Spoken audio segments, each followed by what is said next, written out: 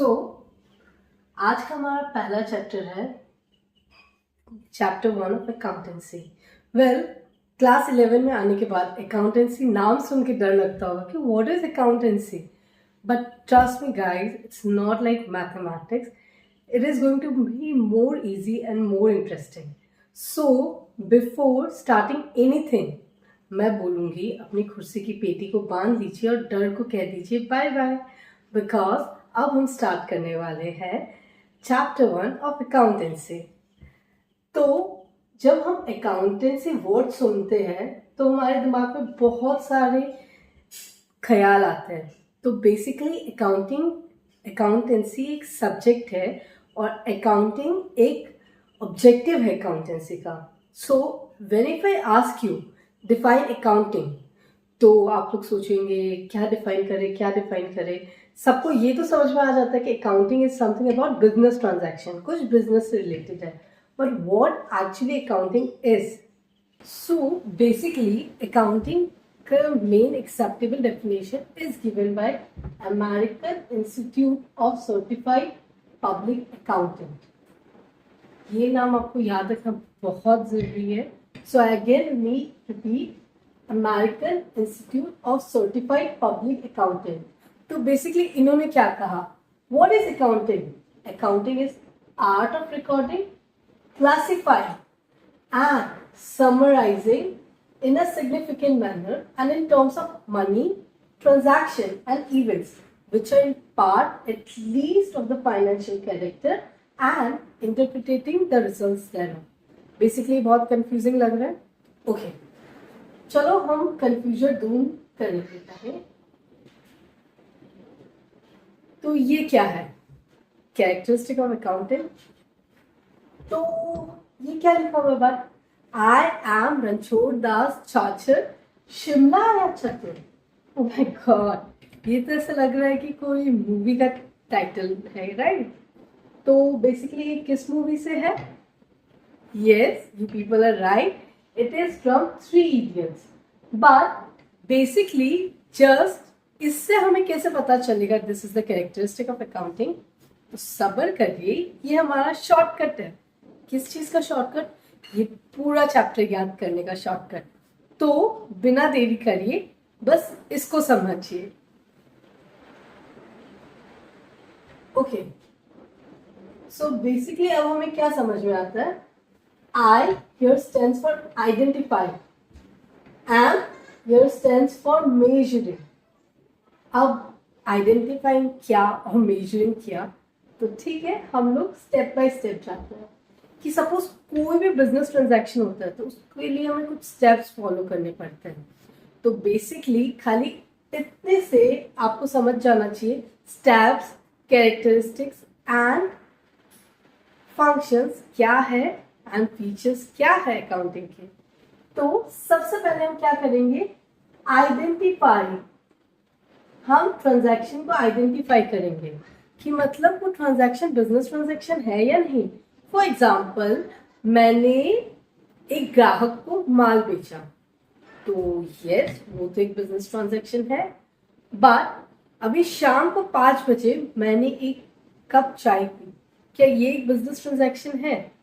नहीं. तो बेसिकली हमें आइडेंटिफाई करना है कि वो ट्रांजैक्शन बिजनेस ट्रांजैक्शन के नेचर में है या नहीं. जब हमने अगर ट्रांजैक्शन को आइडेंटिफाई कर लिया कि हाँ ये तो हमारा बिजनेस ट्रांजैक्शन है, तो हमें देखना है कि है कितने पैसे का ट्रांजैक्शन. तो उसके लिए हम सबसे पहले चेक करेंगे कि ये कितने पैसे का ट्रांजैक्शन है. सो उसके लिए what are we going to do? Measure the transaction in terms of money. किसके अंदर? In terms of money. तो कोई भी ट्रांजैक्शन हुआ है, कोई भी पैसे का लेन देन हुआ है, तो वो कोई मनी पे तो हुआ होगा. ओके, तो बेसिकली अब हम लोग दो चीज लिख सकते हैं. आइडेंटिफाई,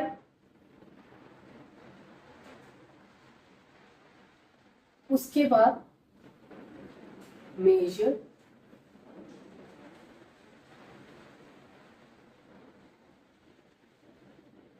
अब हम चेक करते हैं और क्या क्या है। तो फिर हम देखते हैं कि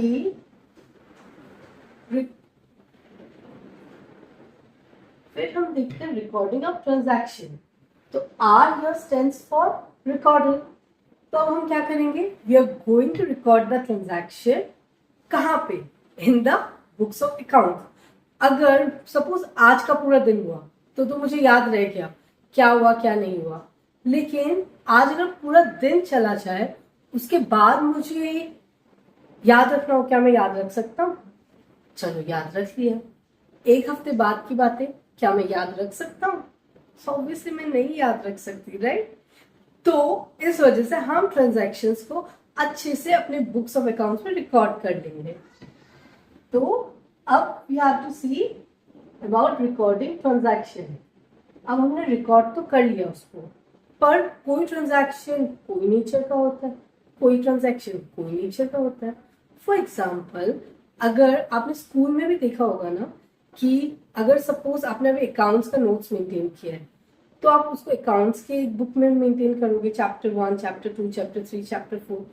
फॉर एग्जाम्पल, टीचर ने आज आपको चैप्टर 1 कराया अकाउंटेंसी का, इकोनॉमिक्स का भी चैप्टर 1 कराया, बिजनेस स्टडीज का भी चैप्टर 1 कराया, फिर कल के दिन चैप्टर 2 कराएंगे। तो आप लोग क्या आज एक नोटबुक में चैप्टर 1 लिखा, फिर पेज टर्न करके चैप्टर 1 ऑफ इकोनॉमिक्स लिखा, ऐसे तो नहीं करोगे ना। आप हर एक चीज के लिए अलग नोटबुक मेंटेन करोगे। Same is in the case of accounting. हर एक एंट्रीज और ट्रांजैक्शन के लिए हम लोग एक अलग टाइप का नोटबुक मेंटेन करेंगे। मतलब अगर कोई परचेज की एंट्रीज है तो सब परचेज की लाइन पे आएगी, कोई सेल्स की एंट्री है तो सब सेल्स की लाइन पे आएगी। तो बेसिकली इस तरीके से हम लोग क्लासिफाई करेंगे। तो हम क्या करेंगे अब,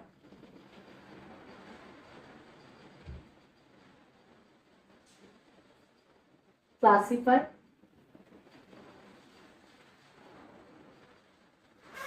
और क्लासिफाई करने के बाद हम क्या करेंगे, पहले हम रिकॉर्ड करेंगे। Sorry, my mistake.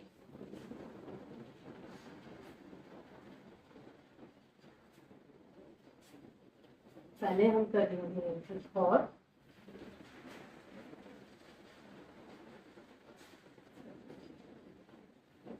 रिकॉर्ड करने के बाद हम क्या करेंगे, इसको क्लासिफाई।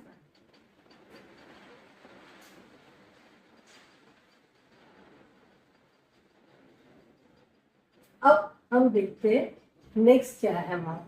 नेक्स्ट है हम शिमला। हम आ गए शिमला और चतुर भी आ गया शिमला। तो अब हम क्या करेंगे, समराइज। अब हमें क्या करना है, समराइज। बेसिकली हमें चेक करना है कि कितना हुआ। तो अगर मैं समराइज बोलूं तो एडिशन और सब्सट्रैक्शन आप समझ लीजिए कि हम एक बुक ऑफ अकाउंट्स है उसका ऑल टोटल एडिशन करके देखते हैं कि कितना वैल्यू आया। उसके बाद में इसको एक्सपेंडिचर से माइनस करते हैं तो हमें पता चलेगा कि at the end of the day हम प्रॉफिट या गेन कितना कर रहे हैं। ठीक है, उसके बाद में एनालिसिस एंड क्लैरिटी। जब हमें सब कुछ मिल जाएगा, सब कुछ मतलब सारे बुक्स ऑफ अकाउंट मेंटेन हो जाएंगे, तो एक सर्टेन पीरियड आने के बाद हम उसको एनालाइज करेंगे कि इससे हमारा बिजनेस कैसा दिख रहा है। बिजनेस अच्छा दिख रहा है, बिजनेस में लॉस दिख रहा है, या बिजनेस में प्रॉफिट दिख रहा है। तो बेसिकली हम उस चीज को एनालाइज करेंगे। और एट द एंड अगर उसको आप पढ़े या हम पढ़े, वो कम्युनिकेबल लैंग्वेज में होना चाहिए। फॉर एग्जाम्पल, अभी मैं आपसे बात कर रही हूँ, ओके, मैं हिंदी और इंग्लिश दोनों मिक्स करके बात कर रही हूँ, तो आपको समझ में आ रहा है। तो पर अगर क्या मैं अभी जापानीज में आपसे बात करूँ तो आपको समझ में आएगा मैं क्या बोल रही हूँ? नहीं ना।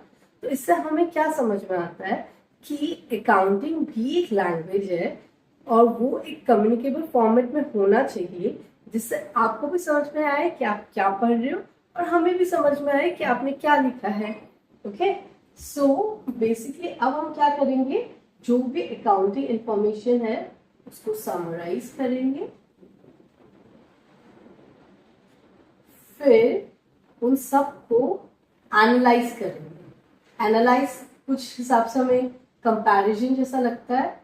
और ये सब कुछ एनालाइज होने के बाद जो भी एक रिपोर्ट बनेगा वो कम्युनिकेबल फॉर्मेट में होगा।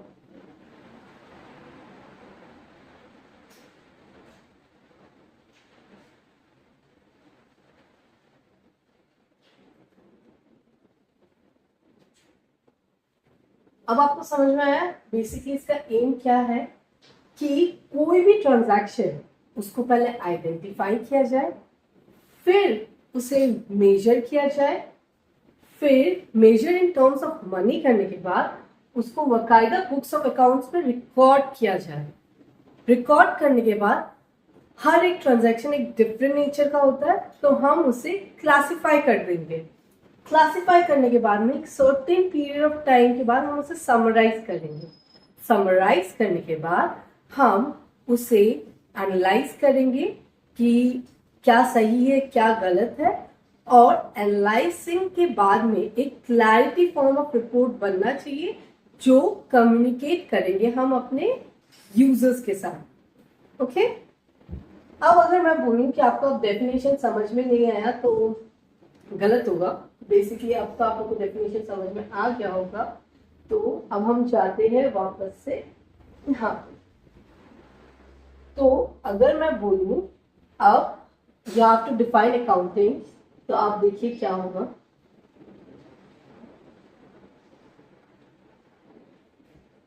अब देखिए व्हाट इज अकाउंटिंग।